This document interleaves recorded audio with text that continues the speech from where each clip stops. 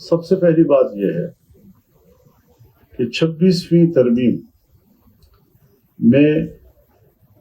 حکومت جہاں 35 شقوں سے دستبردار ہوئی تھی، جن شقوں سے وہ دستبردار ہوئی تھی، اگر انہی شقوں میں سے کوئی چیز 27ویں ترمیم میں آ کر پاس کی جاتی ہے تو ہم اس کو پارلیمنٹ کی بھی توہین سمجھتے ہیں، اس کو ہم آئین کی بھی توہین سمجھتے ہیں کہ کل 2/3 اکثریت سے پارلیمنٹ نے ایک فیصلہ کیا اور آج کھینچ تان کے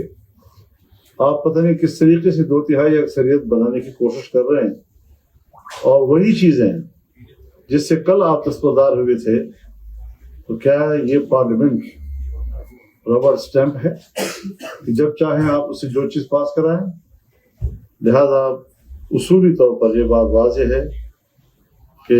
26ویں ترمیم سے دستبردار ہونے والے نکات پر اگر دوبارہ 27ویں ترمیم میں کوئی چیز لائی گئی تو یہ قابل قبول نہیں ہوگی۔